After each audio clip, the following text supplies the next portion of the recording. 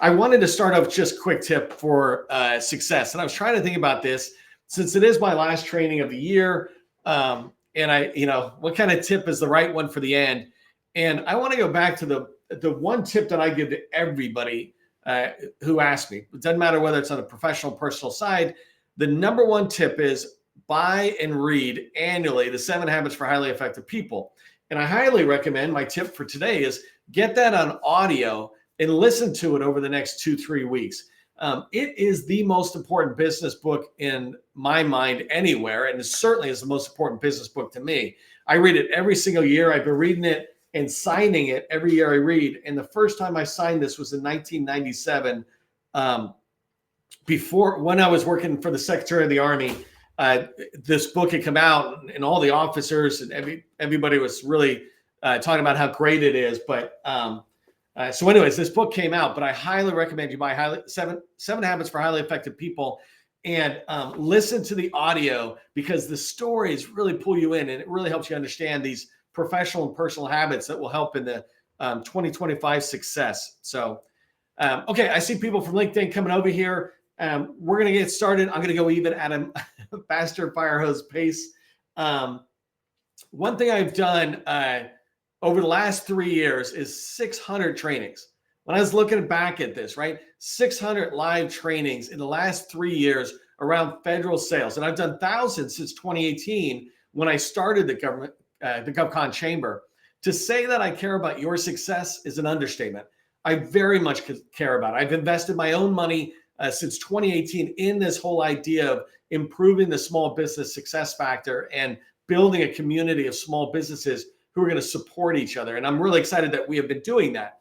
And the most important thing that I really want you to understand about the themes that I talk about from the sales training, et cetera, is that you deserve success in the federal market. You can have success in the federal market.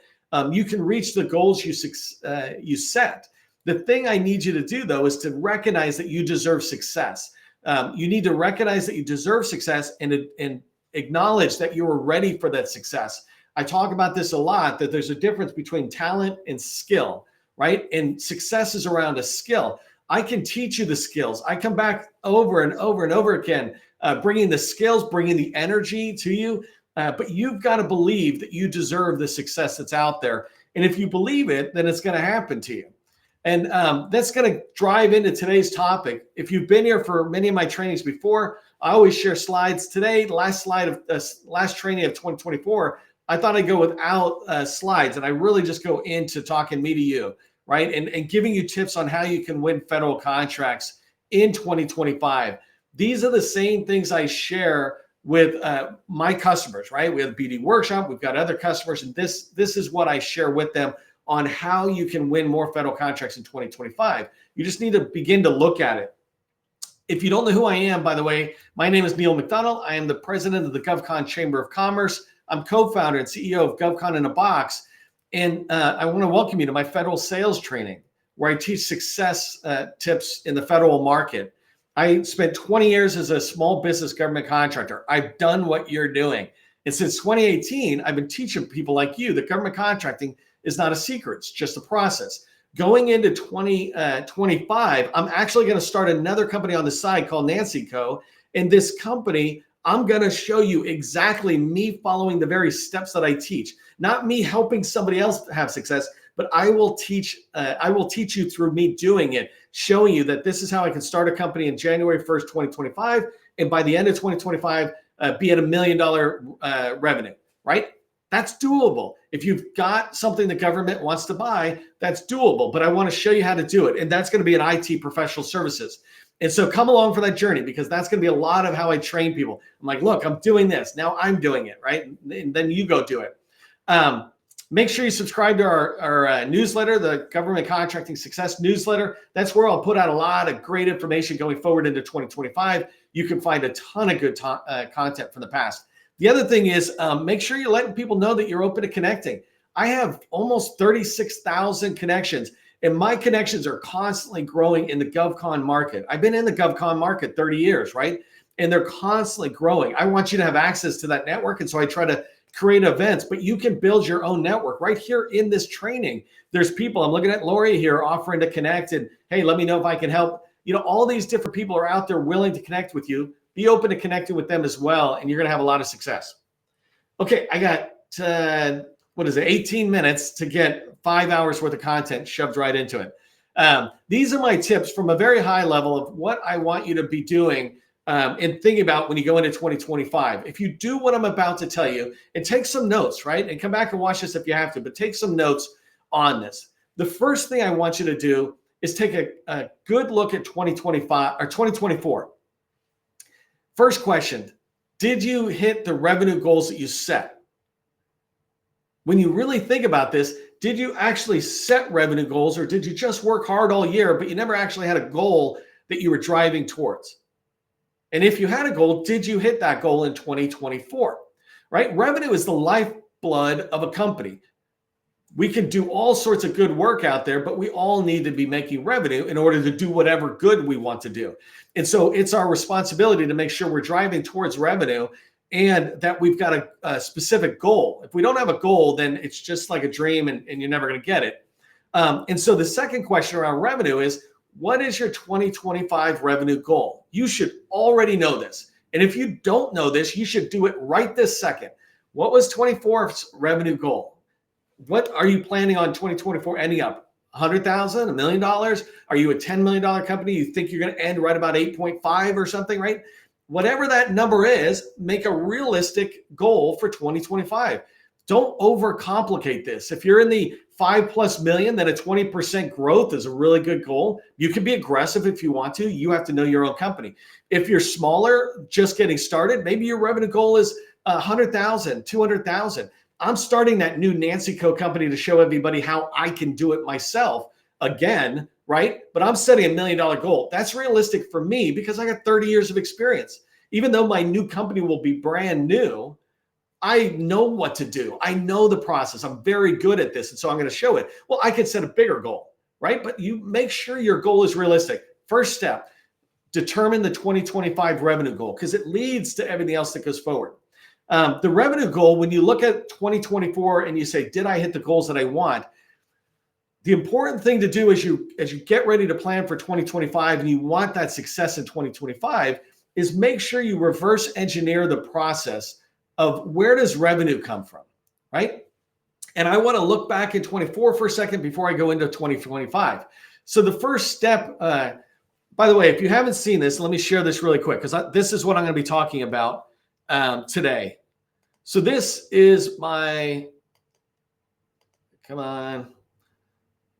Let me just turn my camera off. This is the 7-step process I'm going to talk about. Usually I go left to right from start here to sales. Today, I'm going to be talking to you about reverse engineering the process. And so I want you to keep this in mind. I'll come back and share that diagram with you if you want it. I'm going to put out a fresh copy for 2025. But the first step in that process, if you reverse engineer it, is sales. Did I win enough contracts? That's a really important question for you to ask. Did I win enough contracts? And did I win enough contracts that are going to not only lead into 25 revenue, but 26 and 27? If you're in the IT and professional services, you should be getting 2 to 5 year contracts that last multiple years. And so you want to ask yourself, did I win the sales? Because sales deliver today's revenue and tomorrow's, right? Sales leads to today's success and tomorrow's success. And so ask yourself, just write this down. Did I win enough contracts this year? It's a yes or no question, which is a really interesting thing, right? But did I win enough sales? And the only way you can measure that is if the sales addressed your revenue goal. As you go forward in the process or reverse engineering it backwards in the process, if you will, if you didn't get enough sales, then you need to look back at your proposals and say, did I write enough proposals? And if you didn't write enough proposals, then there's no way you're going to win enough sales, right? And so proposals really need to be clear, compliant, compelling, and convincing. And I talk a lot about that. But one of the things they definitely need to be is a sufficient amount. You need to have enough proposals going out the door. An example is if you're an average company, you should be winning at least 1 out of 4 contracts. If you write 4 proposals, you're going to win out of 4. If you're not winning 1 out of 4, there's a good chance that you're writing to the wrong opportunities, right? And it's really important you really target the right opportunities. And so when you look at those proposals, yes, we need to have quality of proposals, but we need to have quantity. And this is really important as you start thinking about the contracts you're going after, et cetera. Are you going after enough proposals? If you're not, then why aren't you? Are you going after subcontracting proposals where you're subbing under somebody else? Or are you going after prime contracts? And so on this step, I want you to ask yourself, first off, write down how many proposals you went after. And then ask yourself, was that sufficient for the amount of sales that I need to win? These questions are really important to you as you go forward, right? And so I'll give you a good rough number. Going into 2025, you want to expect to write 40 proposals minimum next year. That's just a random number I give people when you have no metric or no data to give you your own data. I give you this data. I say, this is a general thing. Write 40 proposals next year. They don't all have to be prime contracts. You could write 6 that are you trying to prime, and the other 34 could be you on a team. But you need to be on enough proposals going out the door in order to have enough chances for you to win those sales that are coming in, right? So in order to achieve sales, you need to write proposals. But you can't write proposals unless you've got the right opportunities that are out there. So you need to write opportunities or find opportunities that are slam dunk opportunities. These slam dunk opportunities, they're just basically opportunities that you know you can win, right? This is an important thing for you to figure out is what does my company sell? And identifying opportunities that when I look at it, it's slam dunk. I'll give you a quick example. My last company, we did Microsoft SharePoint. And so a slam dunk opportunity for us was a SharePoint migration from SharePoint 2013 to SharePoint 2016, for example. That is a slam dunk opportunity. It's exactly what we do. You need to know exactly what it is you can do and only have opportunities in your pipeline that are around that sweet spot that you do. The second thing about your opportunities is you need to make sure you have enough opportunities in your pipeline that you can actually write those proposals that will lead to the sales.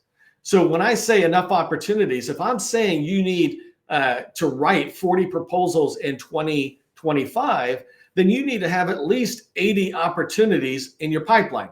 They don't all have to be in there today. You can add some as you're going forward. But an example is I'm working with one of our customers, and we just looked at February, March, and April, February through April, and we identified 50 opportunities that are 100% slam dunks. These are 50 opportunities expiring in February through April. And then they're doing the same exercise for the next quarter and the next quarter and the next quarter, right? And so they can begin to identify enough opportunities in there, and they're all of them around that slam dunk opportunity. How many opportunities do you need in your sales pipeline? There's a whole nother training I do about how much contract value that need to be in there, but let's just start about the number of opportunities because that's really the important thing is making sure you have slam dunk opportunities and you have enough opportunities that you can be guaranteed that you'll be able to write proposals as a prime or a sub, write proposals that will lead to sales. This is a numbers game. Sales is a numbers game. And the reason I'm reverse engineering this is saying, look, if you're not hitting the sales numbers you need, then it comes back to the proposal. Are you writing a winning proposal that's clear, compliant, compelling, and convincing? And are you writing enough of those proposals? If you are, and those are good, then you need to look back at the opportunities and say, well, are these opportunities actually the ones that we can win? Right. And then coming back further, and this is really I think the most important part of the 7-step process I teach, and really the most important thing around sales. When you look to 2025, you need to realize in order to have the success that you want, you have to have relationships. So the step that comes before, let me see if I can turn my camera off 1 second. Right here is relationships. I call this the wheel of success because once you develop relationships and get on that wheel, you're never going to stop having success because if you do a good job, you're just going to keep being able to identify more opportunities, write more proposals, win more contracts that help you build stronger relationships. And so it's important to understand about relationships is that I mean strategic relationships, not networking, people you meet at an event or whatever, or even your friends, right? What I mean are strategic relationships with companies where both companies have a mutual commitment to growth, to each other's growth, When you have that kind of relationship, you're going to start moving forward. I was talking to one of my customers who's got this relationship with Lockheed Martin. And it's one thing to have a relationship with somebody who's just a Lockheed Martin employee or whatever. And it's another thing when that relationship is coming together on meetings once every 2 weeks or 4 weeks, where you're talking about particular opportunities. You know it is a good, strong relationship when you're starting to write responses together, or you're in capture and you're pursuing opportunities together. Well, that's what this customer did. And those are the type of relationships I want you to have. Because when you have those, you have this chance of identifying 4 or 5 opportunities you can work with them over the next year. And so when you look at strategic relationships, my first question here on relationships is to ask yourself, how many strategic relationships do I truly have? How many companies out there have the ability to write proposals where I could be on 4 of their proposals, right? That's the key for me, is I want to be able to be on their proposals where they're doing the lead on the prime, and I'm just taking a couple of task areas. It reduces the burden for me, but it increases the amount of opportunities I can pursue. How many relationships do I have that are like that, right? Are they truly like that? Are they big enough that when they win opportunities, I can expect to grow 1 or 2 FTEs at a time? That's full-time equivalent employee. And so I want to be able to look at those strategic relationships and see my growth. And truly, I want to be able to help them grow as well. So as you move forward in 2024, ask yourself, how many true strategic relationships do I have? How many people do I meet every 2 weeks, 5 to 15 minutes to talk about a mutual pipeline?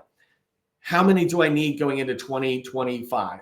I say you need 16 relationships, depending on where you're at, but basically 8 larges and 8 smalls. If you're brand new, don't even bother with the largest. Just have 16 small business strategic relationships.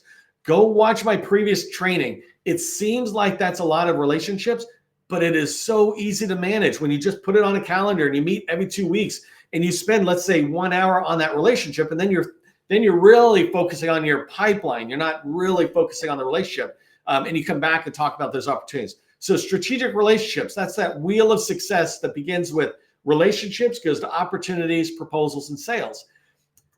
If you don't have those strategic relationships in place, then you need to get in the door. And getting in the door is about outreach. This is really our whole purpose of our BD Accelerator workshop is visibility, targeting, and outreach. Outreach starts the path to developing those strategic relationships.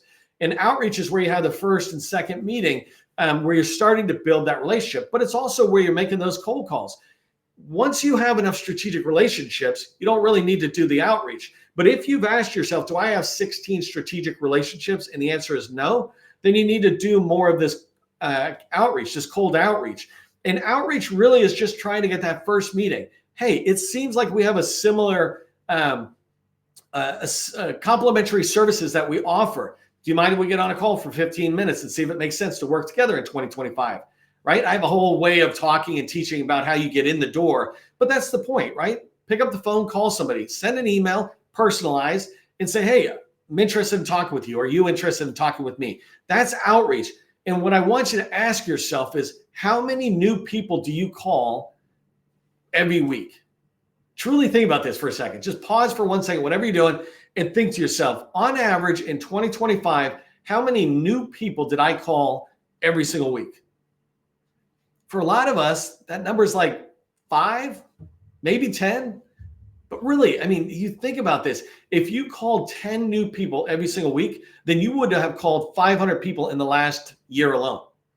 I'm saying you should call 10 people a day, right? If you don't have strategic relationships, if you don't have the sales and the revenue you want, you should be calling 10 people a day minimum, new people, trying to get new people you can build relationships to so that you can find the opportunities and write the proposals that are going to land the contracts you want.